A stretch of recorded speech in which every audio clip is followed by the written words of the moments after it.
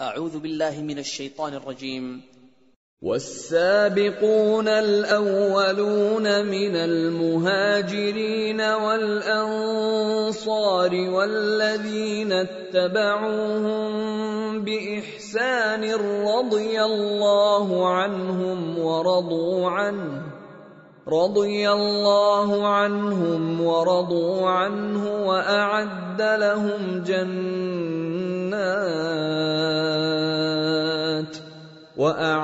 لهم جنات تجري تحتها الأنهار خالدين فيها أبدا ذلك الفوز العظيم. الحمد لله رب العالمين والصلاة والسلام على أشرف الأنبياء والمرسلين وعلى آله وأصحابه أجمعين ومن تبعهم بإحسان إلى يوم الدين. أما بعد، باب شرح السنة. امام ابو داود کی کتاب السنہ جو سنن ابی داود کا ایک حصہ ہے،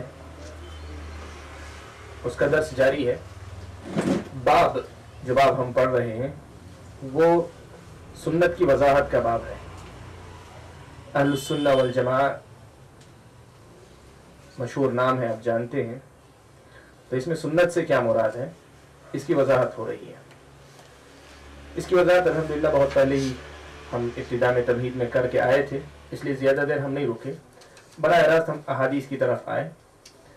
گزشتہ ہفتے پہلی حدیث ہم نے مکمل کی تھی، اور دوسری جو حدیث ہے ابو عامر حوزنی حضرت معاویہ رضی اللہ تعالیٰ عنہ سے روایت کرتے ہیں کہ حضرت معاویہ ہمارے درمیان کھڑے ہوئے خطبہ دینے کے لیے، تقریر کرنے کے لیے، اور انہوں نے یہ کہا کہ اللہ کے نبی صلی اللہ علیہ وسلم ہمارے درمیان کھڑے ہوئے تقریر کرنے کے لیے، وعظ و نصیحت کرنے کے لیے، اور آپ نے یہ باتیں کہی.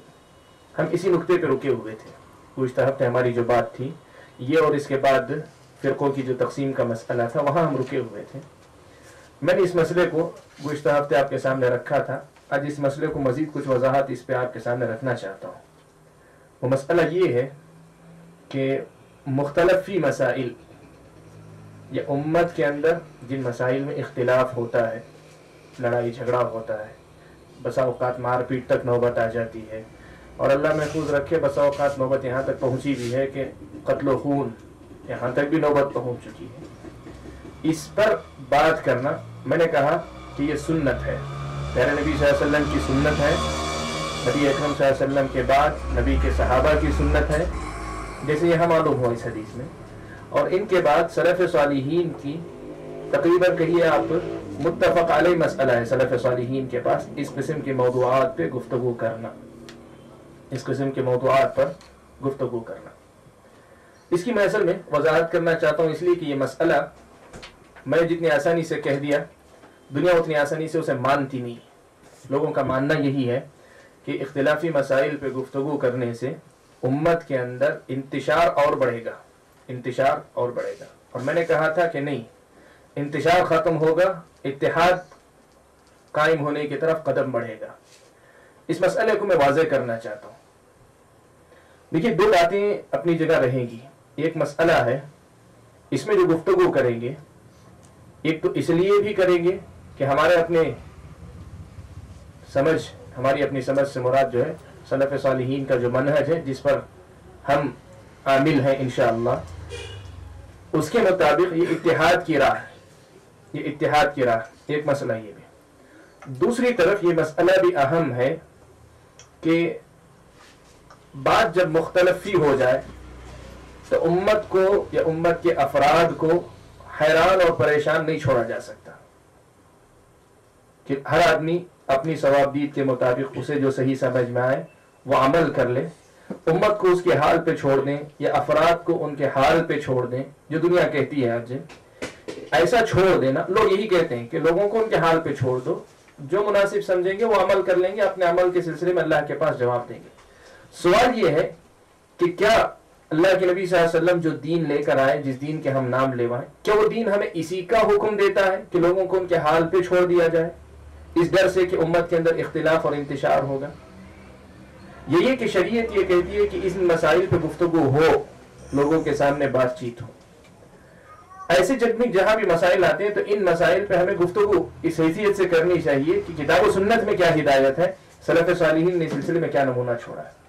میں آپ کے سامنے یہ مسئلہ رکھتا ہوں. دیکھیے اسلام نے حق بات کہنے کی وجہ سے، سچائی کی وضاحت کی وجہ سے، اور خاص طور پہ سچائی کا مسئلہ ایسا ہو جس مسئلے کے اندر امت کی ایک بڑی تعداد جہنم رسید ہونے والی ہو، جن مسائل پر عمل کر کے اللہ نہ کرے جہنم کی مستحق بننے والی ہو، ایسے مسائل پر خاموش رہنے کا حکم شریعت میں کہیں آپ کو نہیں ملے گا. کہیں آپ کو اس کا یہ حکم نہیں ملے گا. اس کے برخلاف پیارے نبی صلی اللہ علیہ وسلم اور آپ کے صحابہ کا طریقہ اور سلف صالحین کا طریقہ یہی ملے گا کہ سب نے جو ہے اس موضوع پہ گفتگو ہی کی. خاموش رہنا گناہ سمجھا، خاموش رہنے کو انہوں نے گناہ سمجھا. اور جہاں تک اختلاف کی بات کرتے ہیں، اگر آدمی جو ہے اپنے طریقہ کار میں اپنی بات میں سچا ہو اور بات کے پیش کرنے کے طریقے میں صحیح ہو، اس کی وجہ سے اگر اختلاف پیدا ہوتا ہے تو اسلام نے اس اختلاف سے نہیں روکا ہے. اس کو سمجھیں آپ. آدمی بتانے والا سچی بات بتا رہا ہے اور شریعت کے اصولوں کی پابندی کرتے ہوئے بتا رہا ہے، اس کے نتیجے میں لوگ اپنے طور پر اختلاف کر رہے ہیں، تو اس اختلاف سے اسلام نے نہیں روکا ہے. میں اس کی وضاحت کروں گا ابھی اور جا کے کہ ایک آدمی جو ہے سچی بات کرے اور پھر بھی اختلاف ہو، ایسا کیسا ممکن ہے، یہ میں وضاحت کروں گا. لیکن یہ بات آپ پہلے قاعدے کے طور پہ دیکھ لیں کہ آدمی سچی بات کر رہا ہے، صحیح طریقے سے کر رہا ہے، پھر بھی لوگوں میں اختلاف اگر ہو رہا ہے تو اسلام اس اختلاف سے روکتا نہیں، بلکہ اسلام کی نظر میں یہ اختلاف موجود ہے. اور اسلام نے اللہ کے رسول صلی اللہ علیہ وسلم کی پہچان ہی یہ بتائی کہ اللہ کے نبی صلی اللہ علیہ وسلم لوگوں میں ایسی اس قسم کی جو ہے تفریق کرنے والے ہیں. صحیح بخاری کی روایت ہے، نبی اکرم صلی اللہ علیہ وسلم کے متعلق لمبی حدیث ہے، آپ لوگوں نے سنی ہوئی ہے کہ اللہ کے نبی صلی اللہ علیہ وسلم لیٹے ہوئے تھے، فرشتے آئے اور آ کر اللہ کے نبی صلی اللہ علیہ وسلم کے بارے میں گفتگو کرنے لگے. اللہ کے نبی صلی اللہ علیہ وسلم کے بارے میں گفتگو کرنے لگے. طویل حدیث ہے. حدیث کا آخری ٹکڑا ہے، صحیح بخاری کی ہے، اور اس کے بعد جو ہے سنن کی دوسری کتابوں میں بیہقی وغیرہ نے، بیہقی نے دلائل النبوہ میں، اور دوسرا امام نے نقل کیا ہے اللہ کے رسول صلی اللہ علیہ وسلم کے بارے میں کہ وہ محمد فرق بین الناس، وہ محمد فرق بین الناس، محمد فرق بین الناس، کہ محمد صلی اللہ علیہ وسلم فرق کرنے والے ہیں، لوگوں کے درمیان فرق کرنے والے. لوگوں کو جو ہے اگر لفظ کی دقیق تعریف کرے تو دو فرقوں میں بانٹنے والے، دو گروہوں میں بانٹنے والے. اور دوسرے حافظ ابن حجر رحمۃ اللہ علیہ نے اس لفظ و محمد فرق بین الناس اس کی وضاحت کرنے کے لیے نقل کیا ہے کہ بعض علماء نے اسے محمد فرق بین الناس اس طرح پڑھا ہے. اس لفظ کو محمد فرق بین الناس، کہ محمد صلی اللہ علیہ وسلم نے لوگوں کے درمیان فرق کیا ہے، تفریق کر دی ہے، یعنی دو حصوں میں ان کو بانٹ دیا ہے. مطلب کیا ہے؟ سچائی کی تعلیم اللہ کے رسول صلی اللہ علیہ وسلم کو جو دے کر بھیجی گئی تھی، اس کا لازمی نتیجہ پہلے سے معلوم تھا کہ کچھ لوگ ایمان لائیں گے، کچھ لوگ کفر کریں گے، کچھ لوگ ایمان لائیں گے ہی اور کچھ لوگ کفر کریں گے. لیکن آپ سب اس بات کو بخوبی جانتے ہیں کہ جو لوگ کفر کر رہے ہیں ان کی کفر کا سبب نہ رسول اکرم صلی اللہ علیہ وسلم کی دعوت ہے، نہ اللہ کے رسول صلی اللہ علیہ وسلم کی شخصیت ہے. اس کفر کا سبب اختلاف جو یہاں ہوا، لوگ جو دو حصوں میں بٹے، نبی اکرم صلی اللہ علیہ وسلم کی دعوت کا جو مثبت نتیجہ، صحیح نتیجہ ہونا چاہیے تھا، وہ کیا ہے؟ پیغام بھی جو ہے بانٹنے والا نہیں لوگوں کو، اللہ کے نبی صلی اللہ علیہ وسلم کی شخصیت بھی لوگوں کو بانٹنے والی نہیں. دونوں کا نتیجہ ہونا چاہیے تھا، لوگ بھی جو ہے پوری طریقے سے ایک راستے پر آ جاتے. لیکن لوگ جو ہے دو حصوں میں بٹ کر رہے، لوگ دو حصوں میں بٹ کر رہے. اس سے کیا معلوم ہوا؟ اگر بات یہی ہوتی کہ لوگوں کو ہر حال میں اکٹھا رکھا جائے لوگوں کو، تو اللہ کے رسول صلی اللہ علیہ وسلم کیا کرتے؟ اس دعوت کو لے کر نہیں آتے، یا اللہ تعالیٰ اس دعوت کو لے کر نہیں بھیجتا. تو لوگوں کے اندر جو تفریق ہوتی ہے، جو لوگوں کے اندر گروہ ہوتے ہیں، اس چیز کو آپ اچھی طرح سے سمجھیے کہ بتانے والا سچی بات بتائے اور اس کا طریقہ صحیح، جسے میں دو الفاظ میں بتاتا ہوں. پیارے نبی صلی اللہ علیہ وسلم کی دعوت سچی ہے اور اللہ کے رسول صلی اللہ علیہ وسلم کی شخصیت اپنے کام کے کرنے کے انداز میں مکمل ہے. یہ دونوں پہلو اگر مکمل ہو، پھر بھی اگر اختلاف ہو رہا ہے تو اس اختلاف سے اسلام اس معنی میں نہیں روکتا کہ یہ بات گفتگو کرنے والا بات نہ کرے. یہ پہلی بات آپ اس سمجھیں. और दूसरी बात को मिलाकर अगर समझेंगे तो मेरी पूरी बात आपकी समझ में आएगी। सवाल ये पैदा होता है कि इख्तिलाफ क्यों पैदा होता है, इख्तिलाफ क्यों पैदा होता है। हम जिस इख्तिलाफ की बात कर रहे हैं, देखिए यहां इख्तिलाफ दो सबब से पैदा हो सकता है। या तो सच्ची बात को बताने वाले का अंदाज सही नहीं, उसलूब सही नहीं, तरीका सही नहीं है, बात सच्ची कर रहा है लेकिन बताने का तरीका सही नहीं, अंदाज सही नहीं है, उसकी जबान सही नहीं है। ये चीज जो है लोगों को क्या करती है, बात सच्ची होने के बावजूद सच्ची बात का असर जाहिर होने नहीं देती, उसका मनफी असर मुरतब होता है। या फिर दूसरी सूरत ये होती है कि बात करने वाला सही बात बता रहा है लेकिन बात सुनने वाला जो है, बात सुनने के बाद जो तकाजे हैं उसको पूरा नहीं कर रहा है। इन दोनों बातों को मैं जो है आपको जो है अच्छी तरह समझाता हूं। देखिए, पहली बात जो मैंने बताई कि बात बताने वाले का अंदाज सही होना चाहिए, अगर सही हो तो इख्तिलाफ नहीं होगा। उसकी सबसे वाज़ेह मिसाल खुद रसूल अकरम सल्लल्लाहु अलैहि वसल्लम के बारे में अल्लाह ने कही कि फबिमा रहमतिन मिनल्लाहि लिंत लहुम वलौ कुंत फज़्ज़न गलीज़ल क़ल्बि लनफ़ज़्ज़ू मिन हौलिक। अल्लाह की रहमत थी कि आप जो है लोगों के साथ नरम हो गए। अगर आप बदज़बान होते या जो संग दिल होते, अपने अंदाज में गलत होते, लनफ़ज़्ज़ू मिन हौलिक, तो ये लोग आपके अतराफ से छट जाते।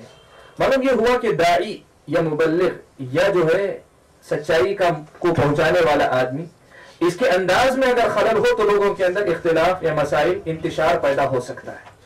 बात सच होने के बावजूद सच्ची बात लोगों के अंदर इंतशार का सबब बन गई। क्यों बन गई? सच्चाई को पेश करने वाले का अंदाज जो है सही नहीं। या दूसरा जो सबब मैंने बयान किया वो क्या है, मोमिनों की शान अल्लाह ताला ने यह बयान की, अल्लज़ीना यस्तफ़बश्शिर इबाद, मेरे बंदों को आप खुशखबरी सुना दीजिए, अल्लज़ीना यस्तमिऊन अल-क़ौल, वो बंदे कि जो किसी भी बात को सुनते हैं, फयत्तबिऊन अहसना, तो उन बातों में से जो अच्छी बात होती है उसकी पैरवी कर लेते हैं। तो दूसरी वजह क्या होती है कि आदमी इस उसलूब को नजरअंदाज कर देता है। कोई भी बात सुनने के बाद जो सच्चाई सामने आती है उसको कबूल करने के सिलसिले में उसके पास सीना कुशादा होना चाहिए, उसका दिमाग खुला होना चाहिए। ये कैफियत बाकी नहीं रहती। आज अगर आप देखेंगे तो लोग ये जो कहते हैं कि जो है इख्तिलाफी मसाइल पे गुफ्तगू करने की वजह से इंतशार पैदा होता है, तो मसला मैं एक बता रहा हूं कि गुफ्तगू करने से इंतशार नहीं पैदा होता। या तो गुफ्तगू करने वाले का सलीका नहीं होता गुफ्तगू करने का, उसके पास अंदाज सही नहीं होता, इस वजह से इख्तिलाफ पैदा होता है, लड़ाई झगड़े की नौबत आती है या ऊंच नीच की बात आती है। या फिर सुनने वाला सुनने के बाद जो उसके लाजिमी तकादे, शरई तकादे हैं उनको पूरा नहीं करता है, वो तअस्सुब बरतता है, वो जो है किसी भी किस्म की हमीयत या किसी भी किस्म की जानिबदारी या और वाज़ेह अल्फाज में कहें तो बसा औकात जहालत का सबूत कर देता है, तब जाकर इख्तिलाफ पैदा होता है। ये बहुत नाजुक मसला है, इसको समझिए। तो इस्लाम ये कहता है कि एक आदमी अगर सच्चाई को पेश कर रहा है, सच्ची बात को सही तरीके से पेश कर रहा है, उसके नतीजे में लोग इख्तिलाफ कर रहे हैं, तो इख्तिलाफ का सबब न उस बात में होगा न बोलने वाले में होगा, सबब जो है उस सुनने वाले में होगा। और आज मसला यही है, जो लोग ये बात कहते हैं कि इन मसाइल पे गुफ्तगू करने की वजह से उम्मत में इख्तिलाफ बढ़ता है, उनको ये बात समझनी चाहिए। न तो बात इख्तिलाफ पैदा करने वाली है, न बात के बताने वाले उम्मत में इंतशार फैलाना चाहते हैं। गलत है जो ये समझता है, वो आदमी गलत है। वो आदमी अपनी बात का जायजा ले, वो खुद जो है जायजा ले। अल्लाह ताला ने सबको अक्ल दी, आप इस बात को अच्छी तरह समझते हैं। मसला कहां पैदा होता है? सच्ची बात बताने वाला सच्ची बात बता रहा है, सही तरीके से अगर बता रहा है, फिर भी इख्तिलाफ पैदा हो रहा है, तो मसला उसमें नहीं, मसला बात को कबूल नहीं करने वाले में। इंतशार जो वहां से पैदा हो रहा है, और आप इस इंतशार से रोकना चाहते हैं तो लोगों को यह ना कहें कि इख्तिलाफी मसाइल में गुफ्तगू ना करो, लोगों की यह तरबियत करें कि जो भी मसला सुनते हो उसमें तअस्सुब छोड़कर सही बात को, सच्ची बात को अपनाने का मिजाज बनाओ। इसमें तकरीर होनी चाहिए। लोग बोलते हैं कि इख्तिलाफी मसाइल पे गुफ्तगू मत करो, यह गलत उसूल है। शरीयत ने कहीं नहीं दिया ये उसूल, खासतौर पर वो मसाइल जो लोगों के दीन और ईमान के मसाइल बने हुए हैं, कुफ्र और ईमान का मसला है, सुन्नत और बिदात का मसला, लोग कहते हैं गुफ्तगू ना करो। तो ये मसला जो है बहुत अहम है, बहुत अहम है। इस मसले को समझें कि आदमी हाँ इसकी कोशिश जरूर करे कि उसका अंदाज सही होना चाहिए। खुद अल्लाह ताला ने फिरौन के पास भी हजरत मूसा अलैहिस्सलाम को भेजा, तो अल्लाह ताला ने कहा फक़ूला लहू क़ौलन लय्यिना, अंदाज सही होना चाहिए, अंदाज सही होना चाहिए। खुद अल्लाह के नबी सल्लल्लाहु अलैहि वसल्लम ने हजरत आयशा को मुखातब करके कहा, کہ ان اللہ یعطی علی الرفق، صحیح بخاری کی روایت ہے، ان اللہ یعطی علی الرفق ما لا یعطی علی العنف، اللہ تعالیٰ نرمی اختیار کرنے پہ جو نتیجہ دیتے ہیں، جو عوض دیتے ہیں، جو فائدہ دیتے ہیں، وہ ہوتا ہے جو فائدہ جو ہے سختی اختیار کرنے پہ اللہ تعالیٰ نہیں دیتے. وما لا یعطی علی ما سوا، اور نرمی کو چھوڑ کر کسی بھی اور طریقے کو آپ اپنا لیں، اس سے وہ فائدہ نہیں ملتا جو نرمی کو اختیار کرنے سے ملتا ہے. تو یقیناً یہ مسئلہ ہے. تو اس مسئلے کو پہلے سمجھیں، اور بہت اہم مسئلہ ہے اور منہجی مسئلہ ہے. آج اس وقت جو ہے پوری دنیا کا مسئلہ بنا ہوا ہے، پوری دنیا کا مسئلہ بنا ہوا ہے. کہتے ہیں مت کرو، گفتگو مت کرو. امت میں اتحاد کی ضرورت ہے، اتفاق کی ضرورت ہے. ہمارا ماننا یہ ہے کہ ان مسائل پہ گفتگو ہونی چاہیے. گفتگو جو ہے، گفتگو کرنے کا جیسا سلیقہ ہے ویسے ہونی چاہیے، اور اس سے بڑھ کر امت کو جو ہے پورے شرح صدر کے ساتھ سچائی کو قبول کرنے کا حوصلہ پیدا کرنا چاہیے. یہیں سے امت کے اتحاد کا آغاز ہوگا، اور وہ اتحاد ہوگا جس کے نتیجے میں انشاءاللہ ہر قسم کی خیر و برکت ہمارے اندر آئے گی. شرک بھی ختم ہوگا، بدعات بھی ختم ہوگی، سب ہوگی. یہ واضح ہے بات. تو یہ میں پہلا نقطہ اس حدیث میں بیان کرنا چاہ رہا تھا کہ ہم اس مسئلے کو اچھی طرح سمجھیں. اس مسئلے کو کہ لوگ یہ جو کہتے ہیں کہ اختلافی مسائل پہ گفتگو کرنا غلط ہے، یہ لوگوں کی اپنی سوچ ہے.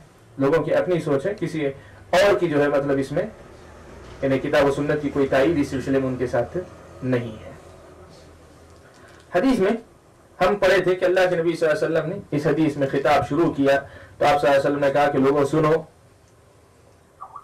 تم سے پہلے جو اہل کتاب تھے وہ 72 فرقوں میں بٹے.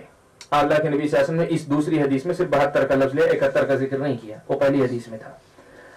اور تم لوگ 73 فرقوں میں بٹو گے، اس میں سے 72 جہنم میں جائیں گے، اس کی وضاحت ہو چکی گزشتہ ہفتے. اور ایک جنت میں جائے گا، ایک فرقہ. اور وہ فرقہ کیا ہے؟ اللہ کے رسول صلی اللہ علیہ وسلم نے فرمایا کہ وہی الجماعہ. اس حدیث میں لفظ استعمال کیا کہ وہ فرقے، اس فرقے سے مراد جماعت ہے. اب یہ جماعت کون سی ہے؟ اس کی وضاحت بہت ہی مختصر الفاظ میں جب تمہیدی درس ہو رہے تھے تو اس وقت ہوئی تھی. آج بھی میں آپ کے سامنے ذکر کر دیتا ہوں. اہل علم سے، علماء نے، سلف صالحین سے لے کر آج کے دور تک کے علماء نے جماعت کی وضاحت کے سلسلے میں جو باتیں نقل کی ہیں یا کہی ہیں اور نقل کی ہیں، ان کو اگر آپ دیکھیں گے تو وہ تقریباً 5 تفسیریں ہیں. جماعت کی 5 تفسیریں کی گئی. سب سے پہلی تفسیر کہا کہ جماعت سے مراد سواد اعظم ہے. سواد اعظم کہتے ہیں عربی میں اکثریت کو. جماعت سے مراد اکثریت ہے.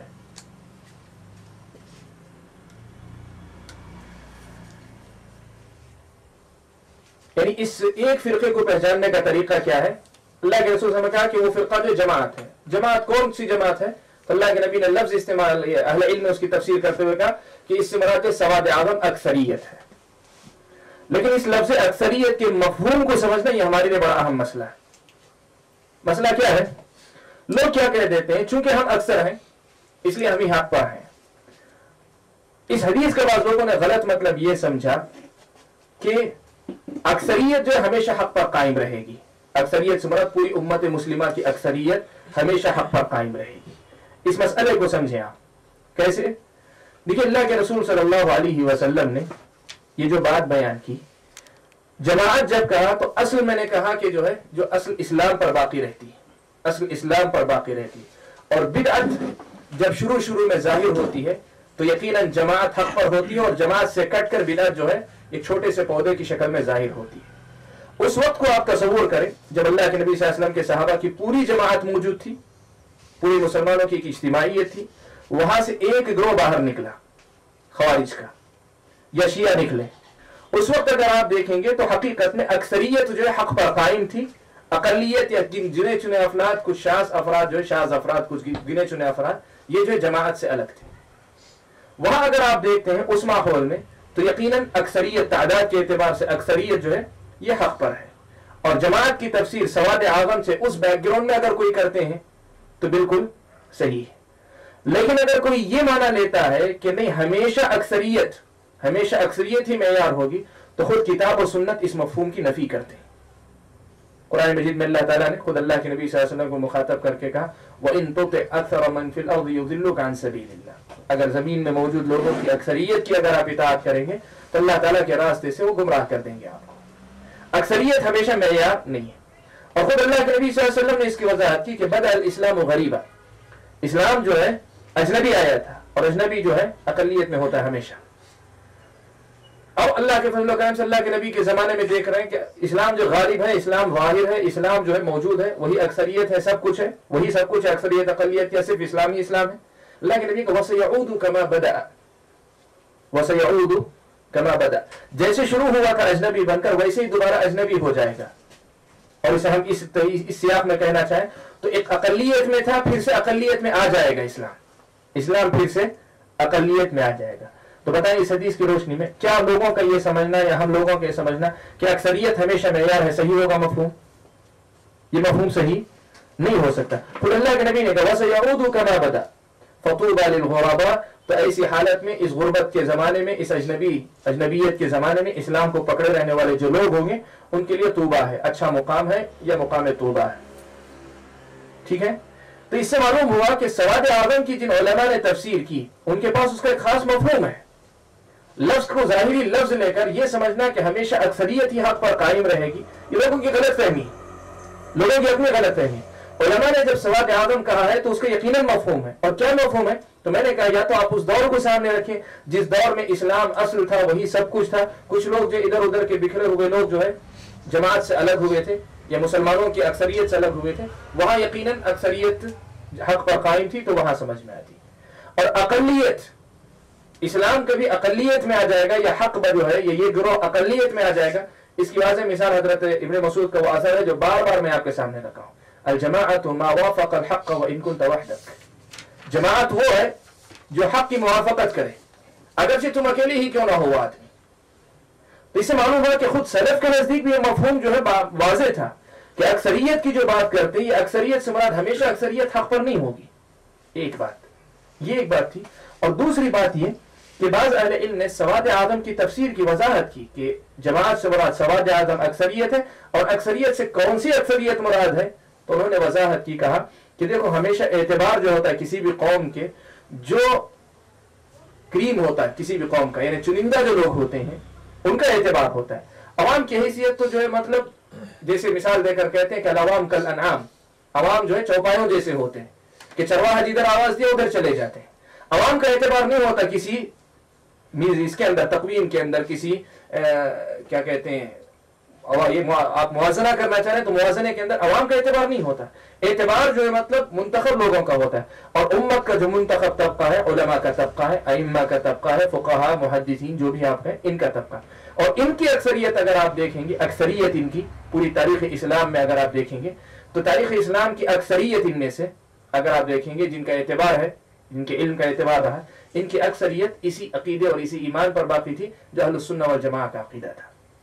تو اس حیثیت سے سواد اعظم کی تفسیر سے اگر یہ مراد لینا چاہتے ہیں تو عوام اور علماء کی وہ اکثریت جن علماء کا اعتبار تھا. اور علماء کے اعتبار سے مراد بھی اب کوئی یہ نہ کہیں کہ اب مدرسے کے فارغین فلاں ادارے کے جو ہزاروں میں ہیں، فلاں ادارے کے اس لیے جو وہ اکثریت میں ہیں. علماء سے مراد وہ علماء جن کو امت نے جن کی امامت کو تسلیم کیا، جن کے علم، جن کے تقوی و طہارت اور ان کی سب، جیسے جو ہے صحابہ کی ایک بڑی جماعت ہے، جیسے کہتے ہیں فقہاء سبعہ ہیں مدینہ کے اندر، یا جو ہے ائمہ میں سے جو محدثین اور فقہاء میں سے نمایاں جو جتنے آپ بڑے بڑے نام دیکھتے ہیں، یا ہر دور کی جو بڑی بڑی شخصیتیں جن کی تصنیفات بھی ہیں اور جن کے دروس بھی رہے، جن سے امت کا فائدہ ہوتا رہا، ایسے علماء کی اکثریت اگر آپ دیکھیں گے تو وہ اکثریت اسی سچے عقیدے پر قائم ہوگی جس عقیدے پر اللہ کے رسول صلی اللہ علیہ وسلم نے چھوڑا تھا. اس تفصیل کے ساتھ کہ ہو سکتا ہے کہ کوئی عالم کسی ایک مسئلے میں غلط ہو، اس کے مقابلے میں دوسرا جو کسی مسئلے میں غلط ہو، انفرادی کچھ غلطیوں سے ہٹ کر بالعموم اگر آپ دیکھیں گے تو اکثریت جو ہے وہ اسی عقیدے پر قائم تھی. تو جماعت سے مراد جو فرقہ نجات پانے والا ہے اس سے مراد جماعت، اور جماعت کی پہلی تفسیر تھی سواد اعظم، اس سے مراد اکثریت ہے. کون سی اکثریت ہے ہم نے سمجھ لیا، ہم نے جو ہے سمجھ لیا. دوسرے بعض علماء نے اکثریت کا معنی جو ہے یہ بتایا، جماعت کا معنی یہ بتایا کہ اس سے مراد جو جماعت الصحابہ ہے، صحابہ کی خاص طور پہ صحابہ کی جماعت ہے. اور صحابہ کی جماعت جس عقیدے پر قائم تھی، ابتدائی درس میں یہ وضاحت ہو چکی کہ پیارے نبی صلی اللہ علیہ وسلم جس عقیدے پر تھے اسی عقیدے پر برقرار رہے، یہی اسلام ہے، یہی اصل ہے. اس سے ہٹ کر جتنے بھی گروہ بنے وہ غلط ہیں. اسی لیے ہم یہ کہتے ہیں کہ حق کی پہچان کا معیار یہ ہے کہ کتاب و سنت اس کا مرجع ہو، اس کی بنیاد ہو، سب کچھ ہو، اور کتاب و سنت کی تشریح اور تفسیر یا فہم جو ہے وہ سلف صالحین کے فہم کے مطابق ہو. سلف صالحین کے فہم کے مطابق ہو. سلف صالحین میں ظاہر بات ہے سب سے پہلے جو ہے صحابہ کی جماعت آتی ہے، صحابہ کی جماعت آتی ہے، ان کے بعد تابعین، اور ان کے بعد انہی کے نقش قدم پر چلنے والے لوگ. تو دوسری تفسیر جماعت سے مراد جماعت صحابہ کی، اور اس حیثیت سے دیکھیں تو پہلی تفسیر اور دوسری تفسیر میں کوئی اختلاف نہیں ہے. ایسا نہیں کہ پہلی تفسیر سے کوئی دوسرا گروہ متعین ہو رہا ہے، دوسری تفسیر سے کوئی اور گروہ متعین ہو رہا ہے. عبارتیں الگ ہیں، مقصود دونوں کا ایک ہے. تیسری تفسیر کی گئی، تیسری بعض علماء نے یہ تفسیر کی کہ اس سے مراد مسلمانوں کی جماعت ہے جب وہ جو ہے ایک امام کے تحت متفق ہو جائیں، ایک امام کے تحت متفق ہو جائیں. تو کہا کہ جو ہے اس سے مراد اہل اسلام ہے، ان کے بالمقابل جو بھی اسلام سے خارج ہوں گے، جو بھی نکلیں گے وہ لوگ جو ہے اس میں شامل نہیں ہوں گے. جماعت اہل الاسلام جو ہے اسی تفصیل کے ساتھ جو ہم نے سواد اعظم کی وضاحت میں کی، اگر آپ دیکھیں گے تو یہ بھی اسی طرف لوٹے گی. کچھ علماء نے کہا کہ جماعت سے مراد خاص طور پہ جیسے امام بخاری رحمۃ اللہ علیہ نے، اور ان سے ہٹ کر دوسرے بہت سارے علماء ہیں جنہوں نے یہ کہا کہ جماعت سے مراد علماء کی جماعت ہے، ائمہ اور مجتہدین کی جماعت ہے. علماء ائمہ اور مجتہدین کی جماعت ہے. اس کی وضاحت بھی ہو چکی کہ ائمہ اور مجتہدین کی اکثریت اگر آپ دیکھیں گے پوری تاریخ اسلام میں سے تو بالعموم جو ہے وہ اسی عقیدے کی ترجمان رہی ہے. پانچویں تفسیر کی گئی جو میرے خیال میں جو میں نے تیسری ذکر کی یہاں اس سے ملتی جلتی ہے. کہتے ہیں کہ جماعت سے مراد جو ہے جب پوری امت کسی ایک خلیفہ پر کو خلیفہ مان کر اس پر متفق ہو تو وہ جماعت ہے جو اس سے نکلے گا، اس خلیفہ کی بیعت سے نکلے گا یا اس خلیفہ کی امامت سے نکل کر بغاوت کرے گا، الگ ہوگا، وہ گمراہ مراد ہے. ورنہ جو ایک امام کی امامت پر متفق ہو مسلمانوں کے خلیفہ کی حیثیت سے تو وہ جماعت یہاں مراد ہے. تو یہ تفسیر اور تیسری تفسیر جس میں جماعت اہل الاسلام کہا گیا، یہ ساری تفسیریں اسی کی طرف لوٹتے ہیں. خلاصہ اگر آپ دیکھنا چاہیں جو باتیں ہوئی ان کا خلاصہ اگر آپ دیکھنا چاہیں تو جماعت سے مراد وہ طبقہ ہوگا، وہ جماعت ہوگی، وہ گروہ ہوگا جس کے لیے جو ہے مطلب رسول اکرم صلی اللہ علیہ وسلم کی یہ ضمانت تھی کہ وہ جو ہے برابر حق پر قائم رہے گی، کبھی وہ گمراہ نہیں ہوگی اور نہ کوئی آدمی اس کا نقصان پہنچائے. کون ہے کہ وہ جو کتاب و سنت ان اللہ تعالیٰ کی کتاب نبی کی سنت پر اس طریقے پر قائم رہے جس طریقے پر سلف صالحین قائم تھے. یہ جو ہے مختصراً جماعت کی وضاحت ہے. تو حدیث کے اندر نجات پانے والے گروہ کی وضاحت کی وہی الجماعہ، اس سے مراد جو ہے جماعت ہے. اور جماعت کی وضاحت کی روشنی میں ہم نے سمجھا کہ سلف صالحین کا جو طریقہ تھا، صحابہ تابعین تبع تابعین کا، اس طریقے پر ہونا یہی نجات کا ذریعہ ہے. جو طبقہ، جو گروہ، جو افراد، جو جماعت، جو مرد، جو عورت اس طریقے پر رہیں گے وہ نجات پائیں گے، اور جو اس پر نہیں رہیں گے، اس سے جتنا دور رہیں گے وہ نجات سے اتنا ہی زیادہ دور ہوتے جائیں گے. کہتے ہیں امام ابو داؤد کہ زاد ابن یحییٰ وعمر فی حدیثہما. اس سند میں نے بتایا کئی سندوں سے 3 سندیں مل کر یہ روایت آئی ہے. تو ابن یحییٰ اور عمر یہ دونوں راوی جو ہے اپنی حدیث میں مزید کچھ الفاظ کو ذکر کرتے ہیں. اللہ کے رسول صلی اللہ علیہ وسلم نے فرمایا وَإِنَّهُ سَيَخْرُجُ فِي أُمَّتِي أَقْوَامٌ تَجَارَى بِهِمْ تِلْكَ الْأَهْوَاءُ كَمَا يَتَجَارَى الْكَلَبُ لِصَاحِبِهِ وقال عمرو الكلب بصاحبه لا يبقى منه عرق ولا مفصل الا دخله. ان دو راویوں نے اس حدیث میں یہ بھی نقل کیا کہ اللہ کے نبی صلی اللہ علیہ وسلم نے یہ بھی کہا کہ میری قوم کے اندر، میری امت کے اندر کچھ ایسے لوگ نکلیں گے، بعد میں آئیں گے کہ تجاوز بہم تلک الاہواء، کہ مختلف قسم کی وہ بدعتیں جو بعد میں ظاہر ہوں گی وہ ان کے اندر سرایت کر جائیں گی، اتر جائیں گی. کیسے؟ جیسے کتے کے کاٹے ہوئے آدمی کی، کتا جسے کاٹ لیتا ہے اس کو لاحق ہونے والی بیماری اس آدمی کے اندر اتر جاتی ہے. کیسے اترتی؟ اللہ کے نبی صلی اللہ علیہ وسلم نے کہا کہ لا يبقى منه عرق ولا مفصل، کہ اس کی کوئی رگ یا کوئی جوڑ باقی نہیں رہتا مگر یہ کہ اس کے اندر وہ سرایت کر جاتی ہے. یہاں اللہ کے نبی صلی اللہ علیہ وسلم نے ایک بہت ہی اہم مسئلہ بیان کیا ہے، اور آج کے دور میں اس کی اہمیت بہت زیادہ ہے، بہت زیادہ. جتنا کچھ ہم دیکھتے ہیں سنتے ہیں بہت اہم نصیحت ہے.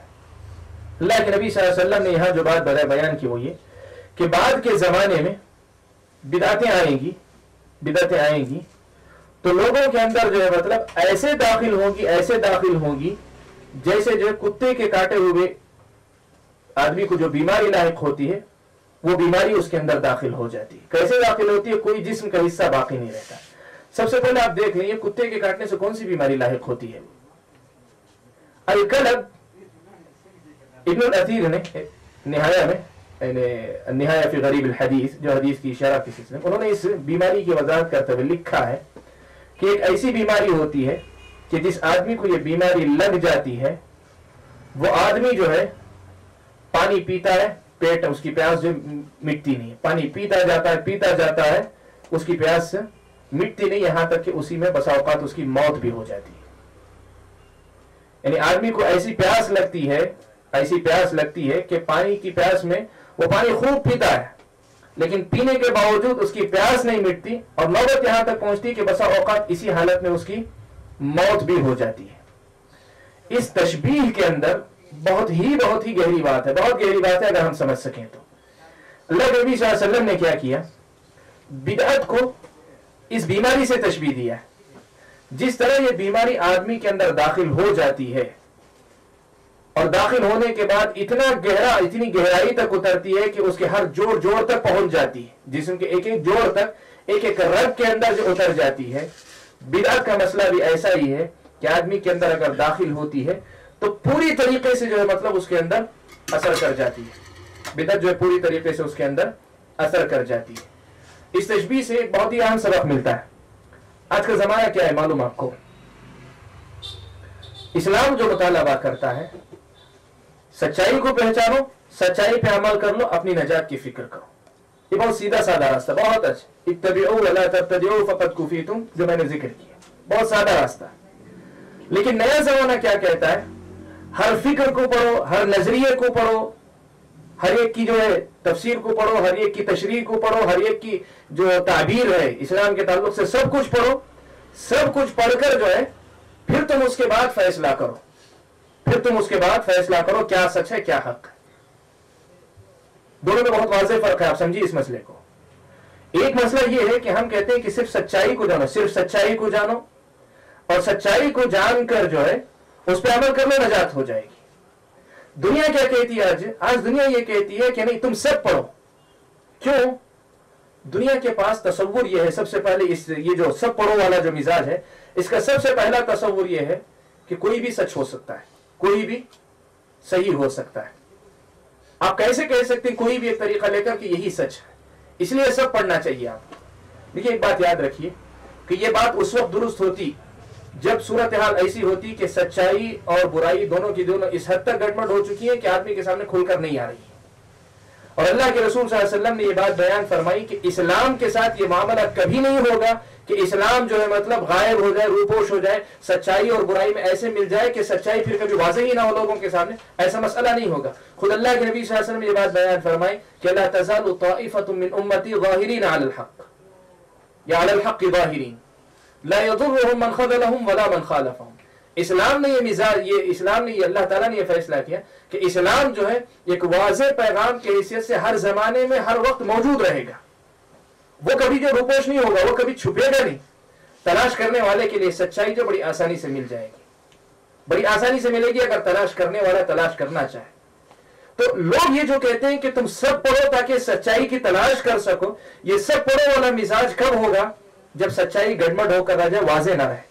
लेकिन एक आदमी के सामने जब बात वाज़ेह हो कि सुन्नत ये अल्लाह के नबी का कुरान, अल्लाह का कुरान वाज़ेह है, नबी की सुन्नत वाज़ेह, फिर भी लोग कहें कि नहीं आपको इसके साथ वो भी पढ़ना चाहिए, ये भी पढ़नी चाहिए, फलां की फिक्र भी पढ़नी चाहिए, फलां की फिक्र भी पढ़नी चाहिए, ये तफसीर भी पढ़नी चाहिए, वो भी, तो इसका मतलब ये हुआ कि इस बुनियादी नुक्ते को आप नजरअंदाज कर रहे हैं।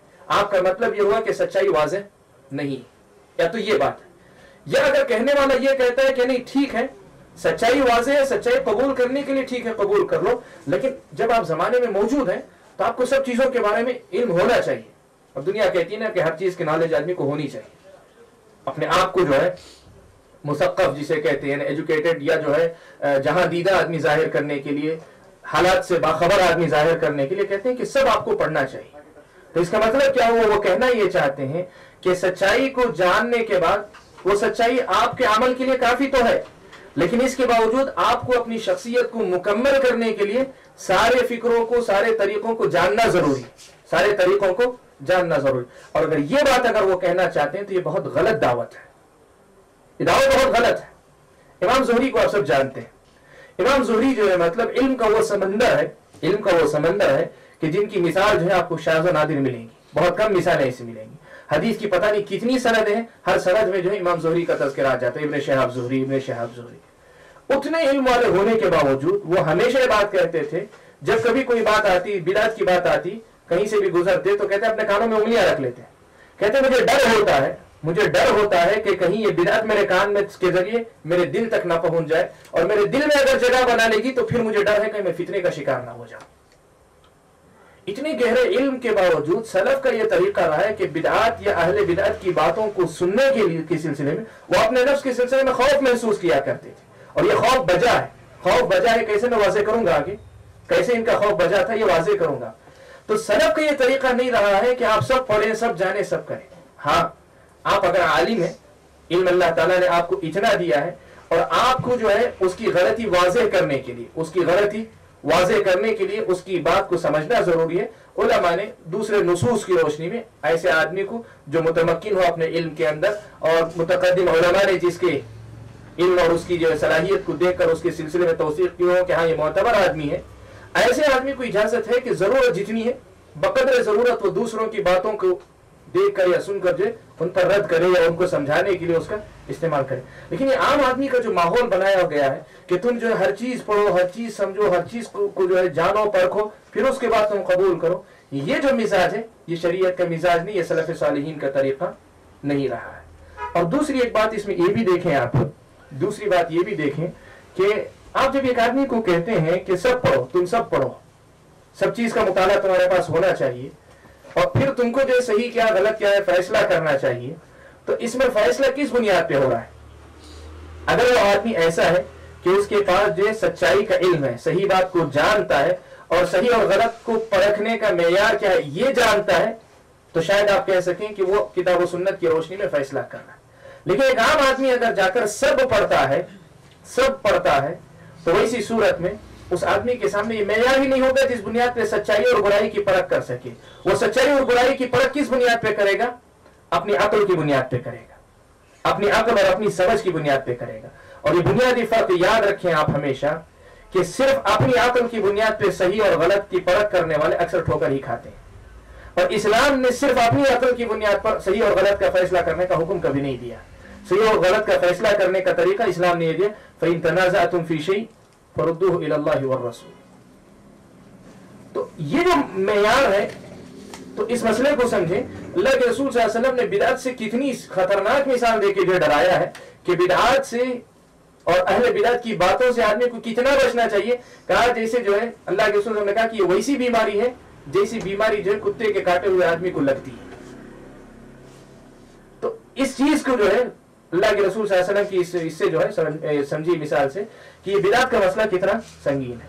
और दूसरी बात इसके अंदर जो है वो ये कि अल्लाह के नबी सल्लल्लाहु अलैहि वसल्लम की इस मिसाल में अगर इब्ने निहाया फी गरीब अल हदीस की तफसीर की तशरीह की रोशनी में अगर जो है ये हम देख लें कि इस बीमारी की जो तफसीर की गई वही मोतबर है, वही सही है, और यकीनन है कि ऐसी बीमारी है कि वह आदमी पानी पीता जाता है फिर भी उसकी प्यास मिटती नहीं है। अगर इस लफ्ज पे अगर आप रुक कर गौर करके देखें तो हम शायद उसको इस अंदाज में समझ सकते हैं कि बसा औकात बिदअत अगर दिल में जगह कर लेती है, बिदअत दिल में घर कर जाती है, सुन्नत जो है जो पानी की हैसियत रखता है प्यास को मिटाने वाली, वो सुन्नत आदमी के सामने पड़ी भी जाएगी तब भी उसकी प्यास नहीं मिटेगी।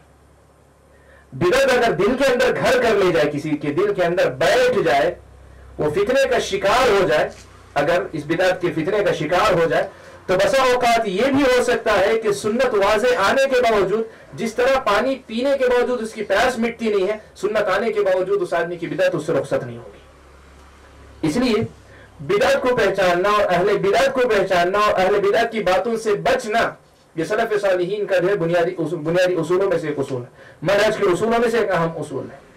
और इस चीज को, इस मिसाल को समझे कि पानी पी रहा है लेकिन उसकी प्यास मिट नहीं रही है, बिल्कुल वैसी बात। और मैंने जो बात कही थी कि इमाम ज़ुहरी का जो वो खौफ था, बजा था, वो इसी पस मंजर में कही थी। इसलिए कि बात ऐसी नहीं है कि मेरे पास इल्म है, बात आएगी बिदअत आएगी तो मैं पहचान कर उस पर अमल कर लूंगा, ये जरूरी नहीं है। ये जरूरी नहीं, बसा औकात इल्म होने के बावजूद बिदअत दिल में घर कर लेती है, तो वह इल्म उसके हक में नफा बख्श बनने के बजाय उसकी बिदअत में मजबूती का सबब बन जाता है, बिदअत पर और ज्यादा जो है जमने का सबब बन जाता है, वो फितरे का बाइस बन जाता है। इसीलिए सलफ सालिहीन अपने इल्म से ज्यादा अल्लाह तबारक व तआला से दुआ किया करते थे कि या मुसर्रिफल कुलूब सर्रिफ कुलूबना इला ताअतिक। अल्लाह के नबी की जो दुआ है, प्यारे नबी सल्लल्लाहु अलैहि वसल्लम की सिखाई हुई, सलफ सालिहीन बिदअत के तनाजुर में ये दुआ पढ़ा करते थे बिदअत से बचने के लिए कि या मुक़ल्लिबल कुलूब सब्बित क़ल्बी अला दीनी। ये दुआ जो सलफ सालिहीन पढ़ा करते थे, इसलिए कि बिदअत का जो मसला है ये सिर्फ इल्म से रुखसत नहीं होती, सिर्फ इल्म की वजह से रुखसत नहीं होती बिदअत। आदमी अगर इल्म वाला हो और सिर्फ इल्म की वजह से रुखसत हो जा सकती हो तो मसला बहुत आसान था। लेकिन इस मिसाल के अंदर जो है बड़ी ही नाजुक बात बताई गई है कि पानी पीने के बावजूद जैसे उसकी प्यास नहीं मिटती, ये मुमकिन है कि बिदअत अगर असर कर जाए, घर कर जाए, तो फिर सुन्नत भी उस पर असर ना करे। और ये चीज जब सुनते हैं फिर समझ में आती है। लोग जो पूछते हैं कि वो इतने बड़े आलिम हैं फिर कैसे गलत बोल देते हैं, लोग जो बोलते हैं ना कि इतने बड़े आलिम हैं तो वो कैसे गलत बोल देते हैं। देखिए एक बात याद रखिए, फितना जो है ये बहुत खतरनाक चीज है, ये जो है बिदअत जो है बहुत खतरनाक चीज। ये मुमकिन है कि आदमी के पास इल्म हो लेकिन फिर भी वो उसकी अकल पर पर्दा पड़ा हुआ। इसलिए कभी आदमी को अपने इल्म पर फख्र भी नहीं होना चाहिए और कभी आदमी को इतना एतमाद भी अपने इल्म पर नहीं होना। मैं तो बहुत कुछ समझता हूँ, मुझे तो जो मनहज की पूरी खबर है इसलिए मैं सब कुछ पढ़ सकता हूँ, नहीं, ये सब चीजें नहीं होनी। आदमी जो इस सिलसिले में शौक करना है, बहुत नाजुक मसला है बिदअत का। तो अल्लाह के रसूल सल्लल्लाहु अलैहि वसल्लम ने इस मिसाल के जरिए वही बात बयान की कि बिदअत जब उनके अंदर दाखिल होगी तो हर रग रग में दाखिल होगी, हर जोड़ में दाखिल होगी और वैसे दाखिल होगी जैसे ये खतरनाक बीमारी दाखिल होगी। तो इससे बिदअत और अहले बिदअत से बचने का, और अहले बिदअत में से जो बड़ी बड़ी बिदअतों में जो नजर आते हैं, ताज्जुब होता है बसा औकात, हकीकत में ताज्जुब होता है कि इल्म के सुतून नजर आते हैं, कैसी कैसी दकीक नुकात निकाल के लाते हैं, लेकिन बात सीधी बातें जो शरीयत की वाज़ेह बातें हैं उनमें गलती करते हैं। अकीदे के बाद मसाइल जैसे अस्मा और सिफात की मबाहिस, सलफ सालिहीन का मनहज इतना वाज़ेह है इसमें, लेकिन इसके बावजूद राजी, गजाली, फुला, जिनको इमाम के लफ्ज से कम लफ्ज इस्तेमाल नहीं करते, इमाम गजाली, इमाम राजी से कम लफ्ज नहीं इस्तेमाल किया जाता, उनकी मुख्तलिफ फनून के अंदर जो खिदमात है या फलसफे वगैरह के जरिए दूसरों पर रुदूद वगैरह, उस तनाजुर में उनको उतना मुकाम देते हैं, लेकिन ये चीज उनकी समझ में नहीं आती थी। तो वही चीज समझ में आती है कि अल्लाह तबारक व तआला की तरफ से जो है, अल्लाह ताला की तरफ से जो है, ये अगर आदमी को सुन्नत पर चलने की तौफीक मिल जाती है तो बहुत बड़ी चीज है। इसीलिए सलफ सालिहीन में से बाज़ के अक़वाल नकल किए गए, वो कहा करते थे कि मुझे नहीं मालूम कि मैं कौन सी नेमत पर अल्लाह ताला का ज्यादा शुक्रिया अदा करूं। इस नेमत पर कि अल्लाह ताला ने जो मतलब मुझे कुफ्र से निकाल के इस्लाम में दाखिल किया, या इस नेमत पर कि इस्लाम में आने के बाद अल्लाह ताला ने सुन्नत पर चलने की तौफीक दी है। क्यों? इसलिए कि बिदअत उतनी खतरनाक चीज है हकीकत में। आप इस चीज को समझें, एक आदमी कुफ्र पर है तो वो आदमी है जो सहरा में मर रहा है, एक आदमी जो आदमी इस्लाम के अंदर आ जाने के बाद फिर भी अगर बिदअत पे अगर बाकी है तो उस आदमी की वैसी ही मिसाल है जो कुएं के पास है फिर भी प्यास से मर रहा है। तो सलफ सालिहीन ये कहा करते थे कि ला अदरी, मुझे नहीं मालूम कि मैं किस नेमत पे अल्लाह का ज्यादा शुक्र अदा करूं। क्यों? इसलिए कि बिदअत चीजें ऐसी खतरनाक है। बहुत गलत समझते हैं वो लोग जो ये समझते हैं कि हम सिर्फ इल्म की बुनियाद पे बिदअत से बच जाएंगे। नहीं, अल्लाह ताला की तौफीक अव्वल और आखिर अल्लाह ताला ही की तौफीक है। कब कौन सी बात बिदअत, कौन सी बात दिल में जाकर जो फितने का बाइस बन जाएगी, इसकी कोई जो है मतलब परवाह नहीं।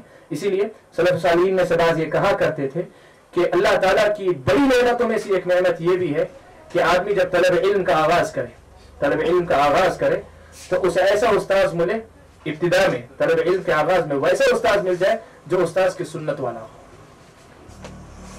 अयुवफ़्फ़क़ लिसाहिबि सुन्नह, कि सुन्नत पर चलने वाला इमाम अगर उसे मिल जाता है उसे पढ़ाने के लिए तो बहुत बड़ा खुशकिस्मत इंसान है। और हकीकत में इसलिए कि अव्वल वहला में अगर यहाँ तो हम बात कर रहे हैं इल्म रखते हुए अगर बिदअत दिल में घर कर ले तो फिर इल्म खुद बखुद जो है मजीद गुमराही का सबब बन जाएगा। जैसे अल्लाह ने कहा अज़ल्लहुल्लाहु अला इल्म, अल्लाह ताला ने इल्म रखने के बावजूद उसे गुमराह किया वाली बात, ये जो है मतलब सूरत बन जा सकती है। लेकिन उससे बढ़कर अगर ये सूरत हाल हो जाए कि अगर आदमी के दिल में जो है मतलब पहल ही बिदअत अगर दिल में बैठ जाए तब फिर सुन्नत उसमें दाखिल हो, ये अल्लाह ताला की तौफीक के बगैर कोई मुमकिन नहीं। और ये मुमकिन नहीं कि आदमी आसानी से इस किस्म की बिदअत से छुटकारा पा ले। تو اس حدیث میں اللہ کے رسول صلی اللہ علیہ وسلم کی بدعت کی جو خطرناکی ہے یا بدعت کے جو نقصانات ہیں اللہ کے رسول صلی اللہ علیہ وسلم نے بڑی ہی واضح مثال کے ذریعے بیان کیا. اور اس میں بہت اہم سبق ہے. خاص طور پہ میں ہمیشہ ایک جملہ کہا کرتا ہوں کہ دنیا کا ایک مسئلہ یہ کہ دنیا کی ایک بڑی تعداد ایسی ہے کہ ان کی اپنی کوئی سوچ نہیں ہوتی. لوگوں کے کہے ہوئے جملے جو بنا سوچے سمجھے وہ خود بھی دہرانے لگتے ہیں. تقریروں میں بھی بولتے ہیں, تحریروں میں بھی استعمال کرتے ہیں, اپنی مجلسوں میں بھی, اپنی گفتگو میں, اپنے سب میں استعمال کرتے ہیں. لیکن اس جو لفظ وہ استعمال کر رہے ہیں, جو جس فکر کو کی ترجمانی کر رہے ہیں, اس فکر کی گہرائی سے وہ خود واقف نہیں ہوتے. ایسے لوگ امت کے اندر کم ہوتے ہیں جو کسی فکر کو ترتیب دے, کسی خیال کو ترتیب دے. ایسے کم لوگ ہوتے ہیں. اکثریت ان کی ہوتی ہے جو دوسروں کا اگلا ہوا چباتے ہیں, جس کو اردو میں کہتے ہیں دوسروں کا اگلا ہوا جملہ خود چباتے ہیں. یعنی دوسرے جو بات بولتے ہیں اس کو نقل کرتے چلے جاتے ہیں. آج جو ہے دیکھیں گے آپ, آج دیکھیں گے یہ جو مسئلہ ابھی ہم جس کو حل کر کے آئے کہ امت کے اندر اتحاد کی ضروری ہے کہ اختلافی مسائل پہ گفتگو نہ کریں, سب بولتے ہیں. اور بسا اوقات وہ جو سنت کے علم بردار بن کے نکلتے ہیں وہ بھی اس جملے کو دہراتے ہیں, اختلافی مسائل پہ گفتگو نہ. سبب کیا ہے؟ وہ خود سوچتے نہیں, سمجھتے نہیں. اگر وہ ذرا سا سوچیں گے تو جو ان کو خود سمجھ میں آ جائے گی بات. تو یہ ایک بہت ہی اہم حدیث تھی جو آج کے اس درس کے اندر مجھے آپ کے سامنے رکھنی تھی. چونکہ بس وقت بھی جو تقریباً 50 منٹ کا ہونے جا رہا ہے, آج کی اس حدیث پر ہم لوگ بس کرتے ہیں. اگلے ہفتے انشاءاللہ اگلی حدیث سنتے ہیں. یہاں پہنچ کر باب و شرح سنہ مکمل ہوا, یعنی سنت کی وضاحت, سنت کسے کہتے ہیں اس کی وضاحت مکمل ہوئی. ایک لفظ میں اگر کہیں سنت سے مراد کیا ہے تو آپ کہہ سکتے ہیں اس سے مراد جماعت ہے, اور جماعت سے مراد صحابہ کی وہ جماعت جو نبی اکرم صلی اللہ علیہ وسلم کے بعد دین کی اصل پہ باقی رہی, دین کی صحیح شکل پہ باقی رہی, اور اس کے بعد آج کے زمانے تک وہ لوگ جو صحابہ کے طریقے پر قائم رہے, عقیدے میں, اعمال میں, عقیدے میں, ایمان کے مسائل میں, معاملات میں, عبادات میں, اخلاق میں, سیاست میں, ساری چیزوں کے اندر جو ہے جو نبی اکرم صلی اللہ علیہ وسلم کے صحابہ کے طریقے پہ باقی رہے, وہی جماعت ہے, وہی سنت ہے, یا اسی پہ چلنے والے جو ہے مطلب اہل السنہ ہے, اور وہی لوگ جماعت ہیں. واللہ تعالی اعلم. سبحانک اللہم و بحمدک, اشہد ان لا الہ الا انت, استغفرک و اتوب الیک.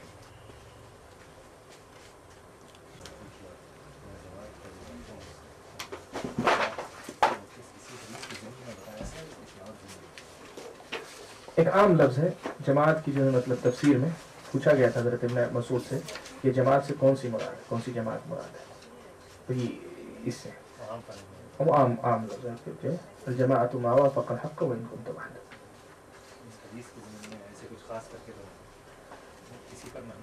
ہاں اسی پر ہے, اسی معنی میں ہے.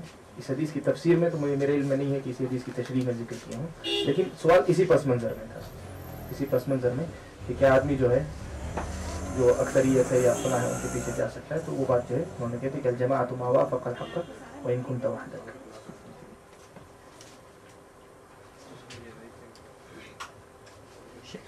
ہمیشہ لوگ جو بولتے ہیں کہ دعا میں یاد رکھے کر کے ہر بار جب ملتے ہیں, کیا یہ بول سکتے ہیں یا پھر یہ بدعت ہے؟ یا پھر جہاں تک دعا کے مطالبے کا مسئلہ ہے, بعض لوگوں نے جو ہے مطلب اس کو بھی جو ہے ناپسندیدہ قرار دیا, لیکن واللہ تعالی عالم جہاں تک مسئلہ سمجھ میں آ سکا ہے جائز ہے ایسا کہنا.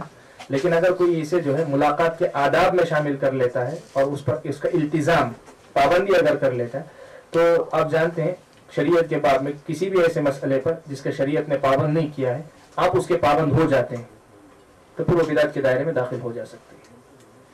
تو اگر اسے کوئی جو ہے شریعت کا مسئلہ سمجھ کر یا بالکل ملاقات کے آداب کی طرح بالکل اس کا التزام کرتا ہے, التزام جس کو کہتے ہیں ہمیشہ, یہاں تک کہ جب بسا اوقات نہیں کہتے ہیں تو اسے ایسا محسوس ہوتا ہے جیسے کوئی بہت بڑا خلل رہ گیا, بات ملاقات ادھوری رہ گئی, تو یہ اگر کہیں تو یہ بدعت کے دائرے میں داخل ہو سکتی ہے. واللہ اعلم.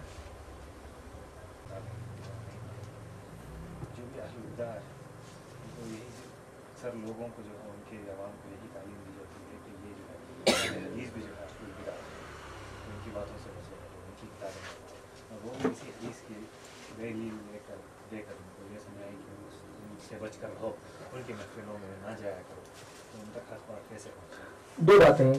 پہلی بات آپ نے سوال آپ نے سنا, سوال یہ کیا جا رہا ہے کہ ابھی ہم نے کہا کہ جو ہے مطلب سنت کو جانو, سنت پہ عمل کرو, اہل بدعت کی باتیں مت سنو, ان کی باتوں پہ مت جاؤ, فلاں مت کرو.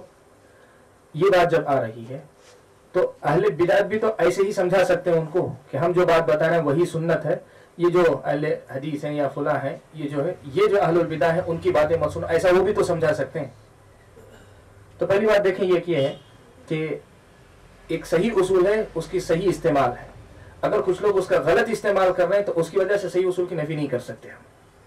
तो ये अहले सुन्नत वल जमात के उसूलों में से वो जैसा का वैसा बाकी रहेगा, और अहले सुन्नत वल जमात को इस पर अमल करते रहना चाहिए, ये बुनियाद है। हाँ, उसका गलत इस्तेमाल कुछ और लोग कर रहे हैं तो वो बात वाज़ेह हो जाती है। कैसे वाज़ेह हो जाती है, कैसे वाज़ेह हो जाती है?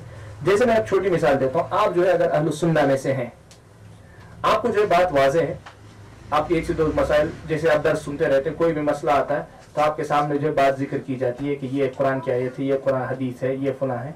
अक्सर व बेशतर जैसे असास हम बता के किताब व सुन्नत और सलफ़ सालिहीन, हर मसले में किताब और सुन्नत और उसका मफ़हूम सहाबा ने जो समझा था उसकी रोशनी में जब बात की जाएगी तो सुन्नत पर चलने वाले जो है हर मसले के अंदर इसी असल पे बाकी रहेंगे।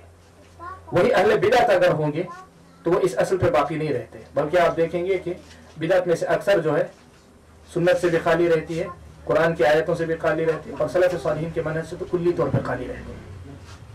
ये एक ऐसा मेयार है, इस मेयार पे तो सबको परखना चाहिए, चाहे इधर के लोग हों चाहे उधर के लोग हों, दोनों तरफ के लोग परखेंगे, सुन्नत वाले भी परखेंगे, बिदअत वाले, दोनों परख के देखेंगे। लेकिन जब ये परख के जरिए जब उसूल कायम हो जाते हैं कि ये आम तौर पे जो है किताब और सुन्नत के हवाले ही से सब कुछ बता रहे हैं, सब कुछ कर रहे हैं, तब फिर जो है उस आदमी को उसकी जरूरत नहीं रह जाती। जहां तक अहले बिदअत की बात है, अहले बिदअत में होगा ये कि एक मसला, दो मसला, तीन मसले में जो है बात वाज़ेह हो जाती है कि कहाँ तक वो जो है सुन्नत पर, इस पर जो कायम है, तो फिर उसके बाद उसको वहां नहीं सुनना चाहिए। और अगर फर्ज कर लो, जैसे आप सूरत हाल बता रहे हैं, अगर कोई ऐसा आदमी है, अगर ऐसा कोई आदमी है कि जिस आदमी को अहले बिदअत ने बिदअत का तारुफ सुन्नत के नाम पे करवाया और सुन्नत को बिदअत बनाकर पेश किया, उसी पर वो बाकी रहा, उसी अंदाज में वो मर इंतकाल करके चला गया, कभी उसके सामने सच्ची बात आई नहीं कभी, तो फिर वो अल्लाह ताला की नज़र में मालूम है, वमा कुन्ना मुअज़्ज़िबीना हत्ता नबअथ रसूला, हम अज़ाब देने वाले नहीं है जब तक कि रसूल न भेज दें। तो उस आदमी का हुक्म, अगर ऐसा कोई है, वैसे तो मुमकिन नहीं है आज के ज़माने में, लेकिन अगर कोई ऐसा है तो उसका हुक्म वैसे ही होगा जैसे वो आदमी जो है उस तक सच्चाई पहुंची नहीं, अल्लाह ताला के पास जो है वो अपनी इस की वजह से माज़ूर समझा जाएगा।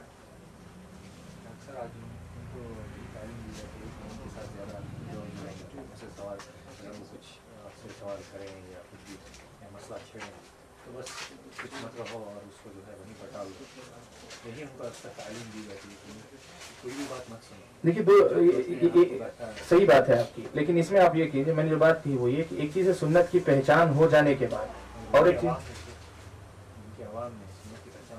नहीं है तो आप जो मतलब अपना काम पैगाम जो पहुंचाते रहिए।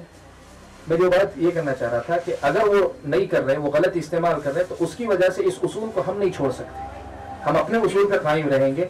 सुन्नत के पैरोकारों को हम यही कहेंगे कि अहले बिदअत की बातें मत सुनो, लेकिन अगर उसका इस्तेमाल कुछ लोग गलत अंदाज से कर रहे हैं तो हम कोशिश करेंगे कि इस उसूल को तोड़कर, यानी उनको जो है सच्चाई उन तक पहुंचे, ये उसूल तो जो बनाए हुए अपनी तरफ से वो उसूल बाकी न रहकर ये बात उन तक पहुंचे, हम कोशिश करते रहें।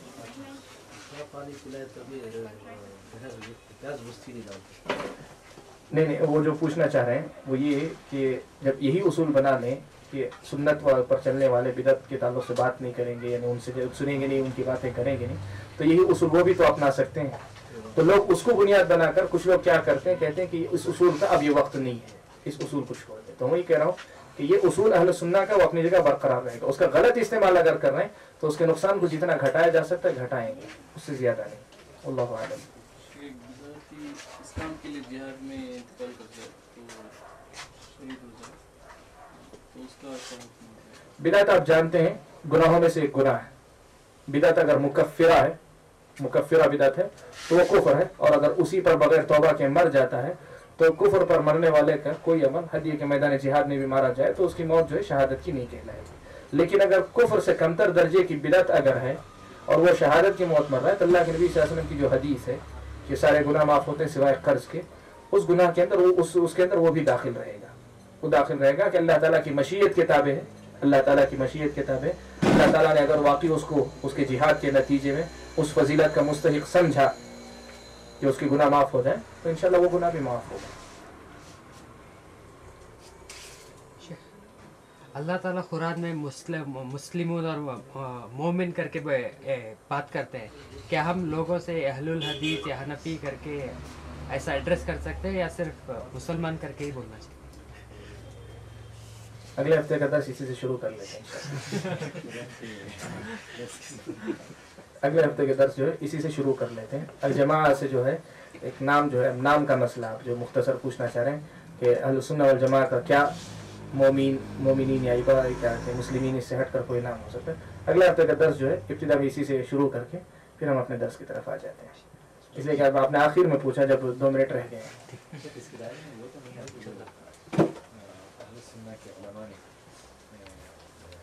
वो किताबें लिखी हैं जो अहलुल बिदा शिया वगैरह के रज्म लिखी हैं, उनका मुताला करना जो है सुन्नत की पहचान पर जो है मेहनत कर रहा है।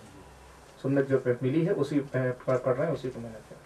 लेकिन बात ये होती है कि अहले बिदअत के पास बैठना, उनकी बातें समझना, उनका इस्तिदलाल देखना, कुरान की कौन सी आयत से कर रहे हैं ये देखना। इंशाल्लाह भी इसके बाद वाला जो बाब आ रहा है अल जिदाल फिल कुरान में, जिदाल फिल कुरान, कुरान में जो है झगड़ना, उसमें जो है ये मसला और वाज़ेह होगा कि कैसे जो है वो फितने का बाइस बनता है, वो बनती है वो चीज़।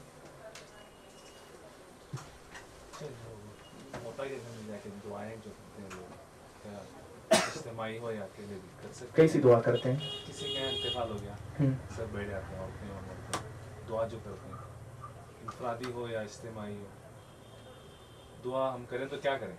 वल्लाहु तआला आलम। मैं जो जानता हूँ मसला कि वहाँ कोई मुस्तकिल दुआ मशरू नहीं है, कोई मतलब मशरू दुआ वहाँ नहीं है कि सब जमा होकर इंफरादी या इज्तिमाई तदफीन के बाद खासतौर पर दुआ करें। ऐसी कोई दुआ मैं जहाँ तक जानता हूँ नहीं है। अब अगर कुछ कोई कर रहे हैं तो उसकी शक्ल क्या है, सारी चीज़ें देखकर ही हुक्म लगेगा। अगर कोई ऐसी शक्ल बनी हुई है बाकायदा कुछ दुआ और एहतिमाम से होता है, तो जैसी बात मैंने कहा ना कि शरीयत ने जिस चीज़ का हुक्म नहीं दिया है और शरीयत के आम नसूस से इस्तिदलाल है, जैसे दुआ कभी भी कर सकते हैं, उनको दुआ की ज़रूरत है फलां, अगर इस किस्म के आम नसूस से, तो ये अगर एक रस्म ना बने, इसकी पाबंदी नहीं की जाती बाकायदा, तो कोई हरज नहीं। लेकिन अगर रस्म बन रही है, बाकायदा एक शक्ल है और लोग उसका एहतिमाम करते हैं जैसे कोई एक शरई हुक्म है, तब फिर जो है वो बिदअत में आ जाएगी। वल्लाहु आलम। ठीक है, बस करते हैं आज। इंशाल्लाह अगले हफ्ते फिर अगले मंगल को इंशाल्लाह फिर मुलाकात। वल्लाहु तआला आलम। सुब्हानक अल्लाहुम्मा व बिहम्दिक, अशहदु अन ला इलाहा इल्ला अंत, अस्तगफिरुक।